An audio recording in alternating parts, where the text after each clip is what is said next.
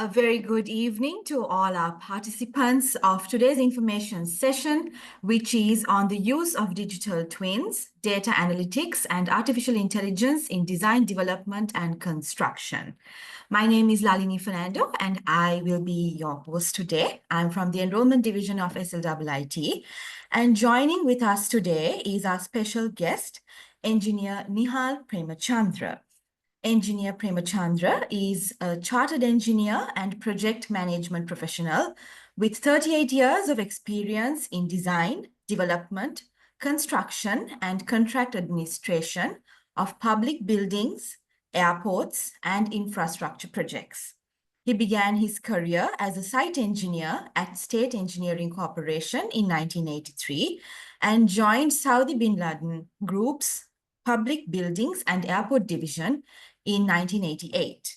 After 33 years of service, he retired as the project director of Maldives International Airport Expansion Project in 2021. He now provides consultancy services as an external consultant for project management of several overseas projects and an expert in creating digital models for project management as per PMI PMBOK 7 and contract administration using FIDIC forms of contracts. Engineer Nihal has managed projects ranging from international airports in Malaysia, United Arab Emirates, and Maldives, and various public buildings in Saudi Arabia, Malaysia, and Dubai, which are now iconic buildings in their respective countries. I would like to invite Engineer Nihal Premachandra to take over and start today's session. So over to you. Thank you so much for that wonderful introduction. Can I share the screen? Yes, you can.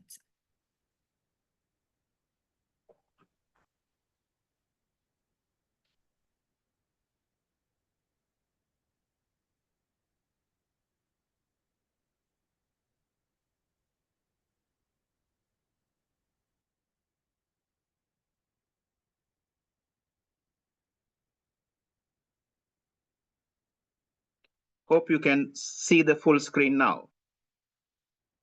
Yes. Okay. Good evening, ladies and gentlemen. Let me start with this particular presentation. First, I want to show you my world without digital twins. What you see here is the Putrajaya Mosque in Malaysia. This was designed and constructed by Saudi Bin Laden Group, and I was the project manager for this project. And you can see this particular structure has various elements which are quite minute details. Of course, this particular mosque was declared open in 1999, and that time we did not have this building information modeling. Now, this is just to give you an introduction. This is the main dome, and this dome is sitting on a ring beam, a circular ring beam, and this circular ring beam is sitting on an octagonal wall, and there is a transitional dome between the ring beam and the octagonal wall, and then you have secondary domes, about 8 domes, and of course you can see the octagonal wall that I am showing you by an arrow, and then you have a rectangular tie beam or the ring beam. On top of that, you have the whole mosque plus the minaret and the courtyard. And this mosque is designed to house 15,000 worshippers in one time at any given time. And that promenade is providing the access to this mosque. Now look at the architecture there. It is quite complex. You have various geometries. You must meet these geometries. And I constructed this as a contractor, and we designed this as a contractor, all the structural concrete work. And that concrete work, when we were designing only, of course, I'm a trained engineer. I can visualize things once I see the 2D drawing. But this was not a building of that nature. The typical details are very intricate, and you have to have a lot of efforts. Now, I realized that I cannot do it with the 2D drawings with this. So I prepared a 3D model in AutoCAD in 1998. So that time it was not versatile, but still I managed this construction through that. Now, why I am showing you these things to understand the complications, and without digital twins, it was very difficult for me to find the transition geometries and dimensions to make the formwork right. If the formwork is not right, your architecture will not reflect that shapes. So this is why I'm coming to this particular slide also. You can see the mosque in elevation, and behind that mosque, you see the Prime Minister's office. That time it was Dr. Mahathir, and this was declared open in 1999. So you can see the central dome in a view. Look at the details. Now, these details we did with AutoCAD at that time because we did not have BIM modeling. I did not hear that BIM modeling at that time as well. Now, let me understand this particular structure that I am now showing you is the Dubai Sports Complex. Now, what you see here is the virtual representation of the physical asset. And this Dubai Sports Complex, this is outside view. And of course, this is the energy building where you have energy production to run this particular building here. And this is the digital twin, what you see here. Now, this is the inside of the digital twin. And look at this image. What you see is an image from the digital twin, and this is the actual physical asset. Can you see a big difference in this? No. And this is how we started imagining things from the digital twin. The advantage is that you don't have, now I told you that I'm a trained engineer to understand from the 2D drawings to visualize what is 3D. No, now I have the facility with digital twin to visualize things virtually.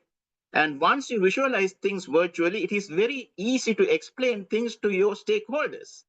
Even the stakeholders can come to the virtual world and understand what we are going to construct. And it is easy to give the approvals. When you have digital twins, the work is easy, the construction world is more efficient, and accuracy is also another thing that you have to understand. Actually, the global construction industry historically was slow in adopting digital technology. Of course, manufacturing sector and the aerospace sector, they embraced this digitalization first. I saw this in many magazines. Fortunately, British government gave a firm direction to their consultants, guys, you don't have business if you don't digitalize. So they started the digitalizing the industry in 2005. And of course, I was working with Saudi bin Laden group at that time. And that time I told Mr. bin Laden, look, the British government has taken a decision like this. And of course, within 2 to 3 years' time, this will be affected to us as well, because we had a lot of British consultants while working with us. And if they get themselves digitalized, we have to get ourselves digitalized. Bin Laden understood my message, and he sort of approved about 168,000 riyals, that's about 40,000 US dollars, to set up our BIM department, which I started with. Of course, I got myself also trained with the same people, and this is how I did this particular Dubai Sports Complex digital twin. It is my first success story. Right. And I told you that Putra Mosque, it's a very ideal building for me to do a digital twin, but I did not have the facility at that time. So I had a lot of issues, a lot of problems, all these things while constructing the Putra Mosque at that time, because I did not have digital twin. Now, the digital twin is no longer a static 3D model. It's a dynamic, data-rich ecosystem. I will explain to you what is this data-rich ecosystem in coming slides. and that mirrors and monitors and manages the physical built environment in real time. This is the beauty of digital twin. Now, to understand the digital twin, let me show you this. This is Dubai Sports Complex, the side view. Can you see the shape of the curvature of the external cladding? And this is the VIP entrance. How many details are there? And how do you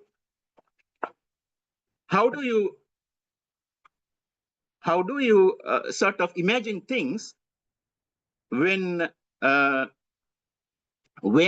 this type of complicated details are coming? Only way is the digital twin. This is a kind of aerodynamic and organically curved facade.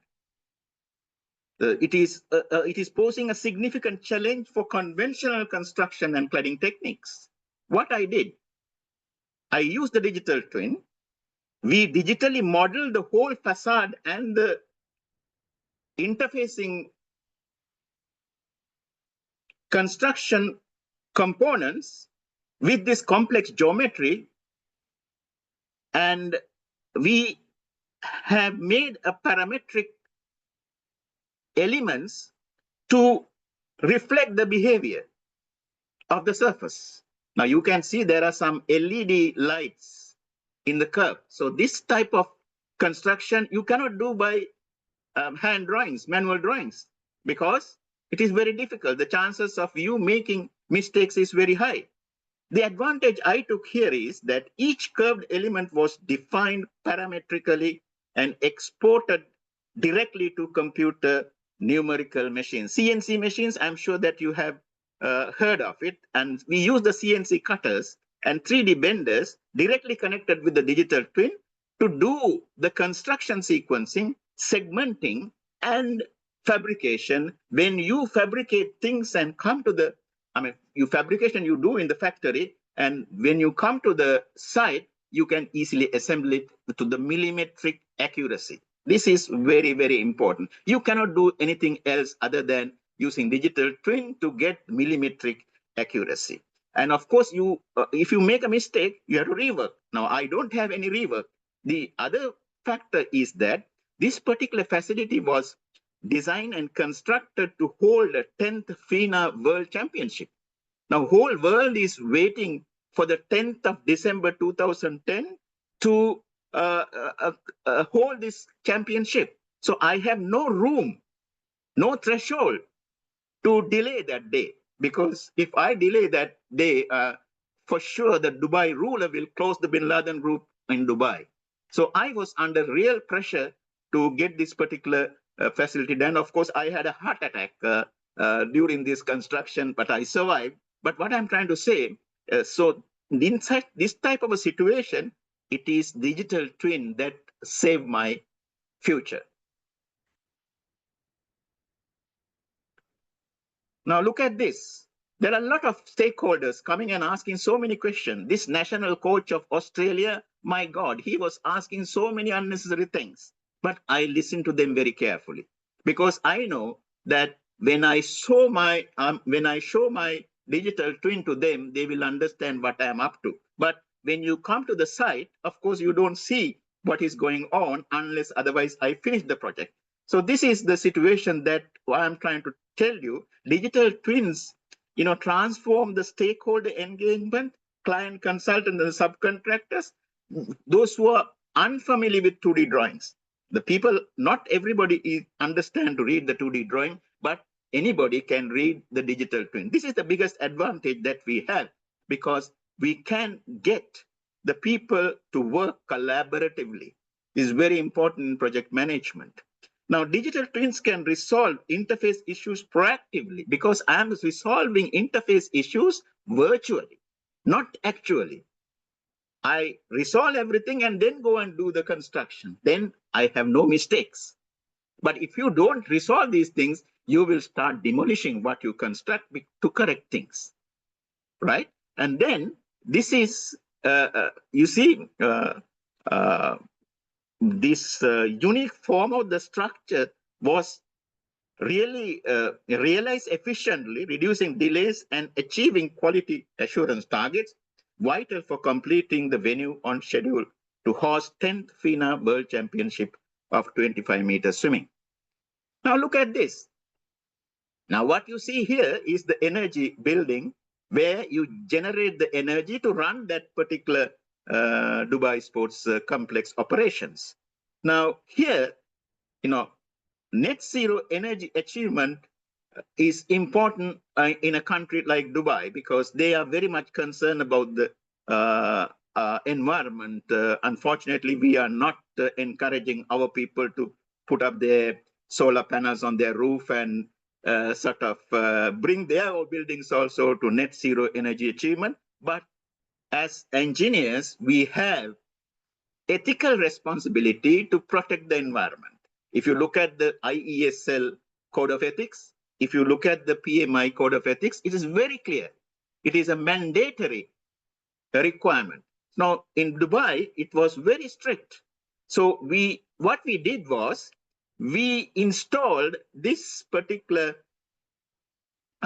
solar panels to generate clean energy. Why? Because this is the calculation that we had in after handing over the project. We had a 1 year of defect liability period. During that period, we monitored things. Of course, to monitor things, we put in our design and the construction smart meters to get the annual energy consumption. Building management system data we used. And of course, even HVAC systems, lighting, water and pools, elevators, all that is metered to find what energy consumption is. And then solar generation also can be metered. We use the PV monitoring system. And based on that, we find out how much the annual energy used for operations, that is MEP works and the lighting. It was about 1.2 million kilowatt hours per year. Then solar generation, it was about 1.05 million kilowatt hours per year. Now, if you divide the 1.05 by 1.2, you get 0.875. Now, this is the net energy performance index. You must achieve 1. We could not achieve 1. Of course, by doing that, what happens? We reduce carbon dioxide emissions from the building operations to nearly to reach the operational carbon dioxide emissions. Now, there was a gap of about 52,500 kilograms where we achieved 87.5 net zero energy. Why I am explaining these things? All these calculations is done by the digital twin. We give the information. There are algorithms, AI algorithms that calculate daily what is your net energy performance index. And I was happy to reach 0.875, that is 87.5. So what I'm trying to say, digital twin is not only for construction. It is more than that. Let us see what is more than that. Now, for this digital twin construction, you must follow a BIM execution plan. Of course, in 2013, American Institute of Architects, they published LOD specification, and that was sort of updated on 2023, where LOD 100 to LOD 500, there are certain stages. LOD 100, you have only symbolic design, and then LOD 200, you have elements in generic forms like that. So LOD 300, you have model elements with the dimensions. But when it comes to LOD 350, that define the requirements of the model element to support the construction, because without framing, you cannot do the wall construction. So finally, you come LOD 400, then the model elements were developed to the level of shop drawings. Now, when you develop up to LOD 400, you extract the shop drawings directly from the 3D model or the digital twin. You extract the fabrication drawings from the digital twin and use that for your construction. Finally, once your construction is completed, as-built changes, you reflect in LOD 500. And not only as-built information, but now whatever the materials that you use, particular construction, while you are developing the digital twin, you use Revit. I mean, as a tool to develop the digital twin, I use the Revit. Now, Revit has his own families. Now, when I develop the family, it has certain attributes. Now, for example, if I use certain, let us say I use a generator. Now, when I use the generator, that is represented by a true scale model inside the building.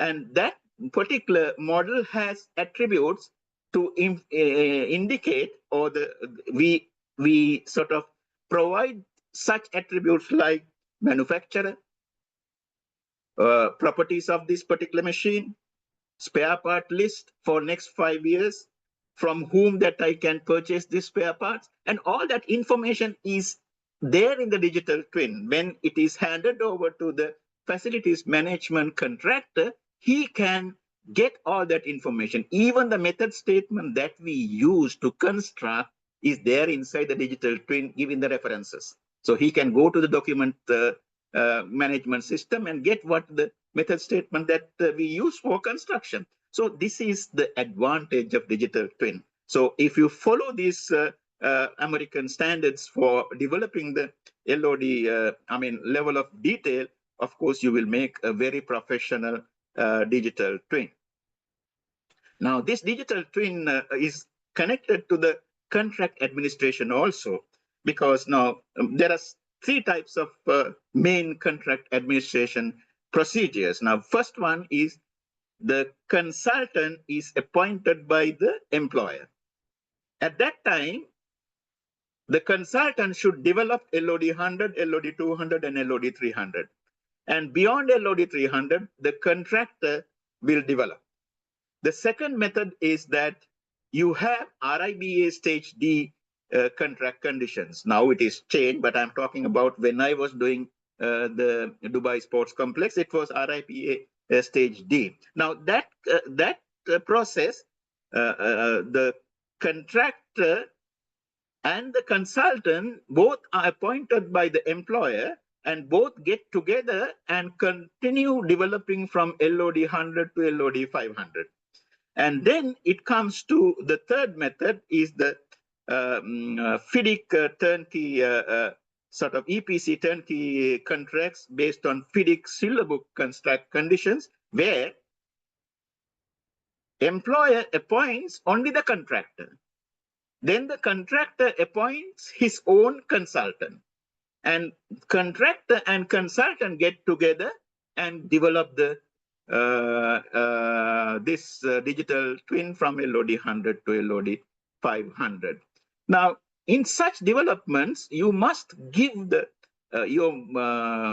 your BIM modeler must have work breakdown structure of the project. Now, for example, I'm showing you the Maldives International Airport, and it has 13 passenger boarding bridges coming like this, and it has 6 contact stands. Like that, you should give what is the scope there, and then all the scope that should be broken into small packages. Actually, these planning engineers have very good thumb rule, where they say you must do the decomposition into these work packages.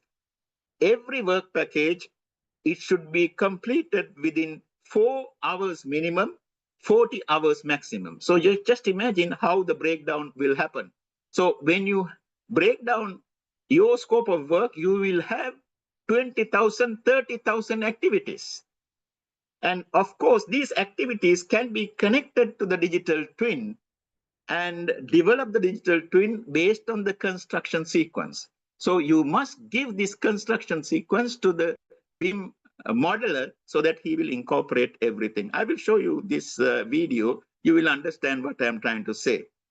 You see, you while you're developing the particular thing, of course, when you follow the construction sequence, when you look at this video, you will see that it is really a representation of actual construction. This is virtual construction that you see. All the what is installed, ducts, pipes, whatever installed, I can see from this video. So every month I get the report with this video. So I compare the previous video to this, and you can see it here. The date is running here. Here, the 28 2021. So these things are important for us to monitor the progress and visualize things dynamically and understand what is going on, and nobody can bluff you. And not only that, now, for example, now what you see here is that attribute that I was talking to you. When you are developing the digital twin, you use the Revit families, where you provide information on the type of material that you used, from whom that you bought this material, which location this material is, which level this material is, what are the maintenance requirements for this. All that information is there in the digital twin. So this is digital twin is not something a static 3D model. No, it is a data rich environment. So you can use that data, you can extract that data, you can manipulate that data, you can analyze that data, and then come to conclusions how to do the operation, how to do the maintenance, how to improve the performance. Now, for example, Dubai Sports Complex, everybody is not available all the time. So certain period, people are there. So we have sensors. Now these sensors have been incorporated into the digital twin. We know which location the sensors are. So based on these sensors, he will evaluate the density, occupancy density. Based on that, he will give instructions or the signals to the HVAC system, lighting system. All this intelligently control the environment. So they are there. They are sort of saving the energy. Saving energy means you are reducing the carbon footprint of the building. That is more important than anything else, because you are protecting the environment and you are doing your duty right. Now, this is what is important in this type of digital twin, which was not there in 2001 at the time that I was doing the Putrajaya Mosque. Now, proper monitoring of progress visually can help you to complete the project ahead of time. Now, if you complete the project ahead of time, you are saving a lot of energy, because you cannot keep on delaying and dragging things, because you are wasting energy. So this is also very important as a digital twin. What you see here is the Dubai Maldives International Airport digital twin. When I developed this, I use my structural team to develop structural model, architectural team to develop architectural model, MEP team to develop the MEP model. And I had the baggage, sorry, this is passenger boarding bridge contractor. I asked him to provide his 3D model or the digital twin for my use. Now, then I get all the manufacturers' digital twins. I combine all together virtually, not actually. Now, when you do things virtually, you will find where the clashes are, where the problems are, where the interface issues are. For example, we use a tool called Navis Work Clash Detection. This particular tool has its own algorithms, AI algorithms, by which they will detect where the clashes are, and they will show me a snapshot like this to reflect what the problem is. Then I call my engineers, I call my architects, and we collaboratively solve the issue. And then when we start doing the construction, we don't have a problem of this type of interface issues and break. I mean, sometimes you can see most of the projects, they start breaking more than constructing. Why? There are mistakes. Why? Because the coordination is not right. Now, if you have the digital twin, you can absolutely do the right coordination. This is the importance of digital twin. Right. Now,